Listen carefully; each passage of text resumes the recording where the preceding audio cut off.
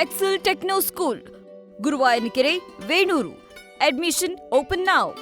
ಒಂದು ಕಡೆ ಸಿಲಿಂಡರ್ ಸಿಗ್ತಾ ಇಲ್ಲ, ಇನ್ನೊಂದು ಕಡೆಯಲ್ಲಿ ಇರುವಂತಹ ಸಿಲಿಂಡರ್ನು ಕೂಡ ನಮಗೆ ಕರೆಕ್ಟಾಗಿ ಕೊಡ್ತಿಲ್ಲ ಅನ್ನುವಂಥ ಗೋಳು ಈಗ ಹೋಟೆಲ್ ಮಾಲೀಕರದ್ದು. ಸೊ ಹಾಗಿದ್ರೆ ಕೊಟ್ಟ ಮಾತನ್ನ ರಾಜ್ಯ ಸರ್ಕಾರ ಅಥವಾ ಆಹಾರ ಸಚಿವರು ಮರ್ತು ಹೋದ್ರ? 33% ಸಿಲಿಂಡರ್ಗಳನ್ನು ಪೂರೈಕೆ ಮಾಡ್ತೀವಿ ಅಂತ ರಾಜ್ಯ ಸರ್ಕಾರ ಹೇಳಿತ್ತು. ಇನ್ಫ್ಯಾಕ್ಟ್ ಆಹಾರ ಸಚಿವರೇ ಇದನ್ನ ಹೇಳಿದರು. ಇದು ಸಭೆ ಮಾಡಿ ಹೋಟೆಲ್ ಸಂಘಕ್ಕೆ ಒಂದು ಭರವಸೆಯನ್ನ ಸಚಿವರು ಕೊಟ್ಟಿದ್ರು. ಆದರೆ ಈಗ ಕೇವಲ 20% ಅಷ್ಟೇ ಸಪ್ಲೈ ಆಗ್ತಾ ಇದೆ.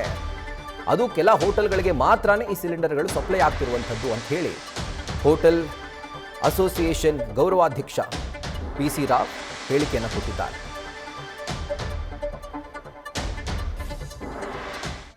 ಮಿನಿಸ್ಟರ್ ಉಪ ಕಮಿಷನರ್ ಜೊತೆ ಮೀಟಿಂಗ್ ಮಾಡಿದ ಮೇಲೆ ನಮಗೆ 10,000 ಸಿಲಿಂಡರ್ ಕೊಡುತ್ತೇವೆ ಅಂತ ಆಶ್ವಾಸನೆಗಳನ್ನು ಕೊಟ್ಟಿದ್ದಾರೆ.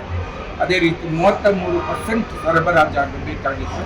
ಕೆಲವೊಂದು ಹೋಟೆಲ್ಗಳಿಗೆ ಅಷ್ಟೇ 20ರಿಂದ 25% ಸಿಕ್ಕಿರುತ್ತದೆ. ಅದು ಸಂತಸದ ಸುದ್ದಿ.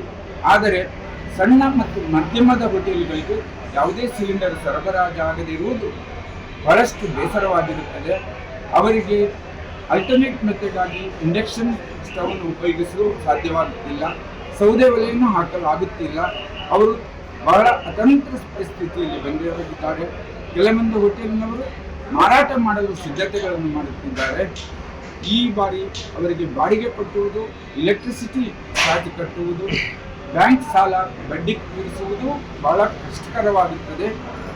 ಮುಂದಿನ ಮಂಗಳವಾರ ಸಾಧ್ಯವಾದರೆ ಮತ್ತೊಮ್ಮೆ ಮೀಟಿಂಗ್ ಮಾಡ್ತೇವೆ ಸರ್ಕಾರದ ಜೊತೆ. ಅವರು ಮೀಟಿಂಗ್ ಕರೆಯುತ್ತೇವೆ ಎಂದು ತಿಳಿಸಿರುತ್ತಾರೆ.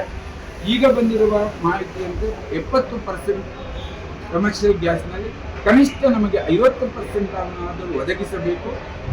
ವಿಶೇಷವಾಗಿ ಈ ಸರಬರಾಜು ವ್ಯವಸ್ಥೆಯನ್ನು ನಿರಂತರವಾಗಿ ಸಮಂಜಸವಾಗಿ ಮಾಡಬೇಕೆಂದು ಮತ್ತೊಮ್ಮೆ ಮನವಿ ಮಾಡುತ್ತೇವೆ.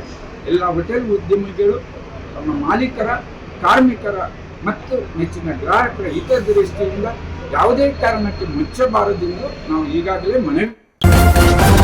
ನ್ಯೂಸ್ ಫಸ್ಟ್, ನಿರ್ಭೀತಿಯಿಂದ ನಿಮ್ಮ ಪರವಾಗಿ.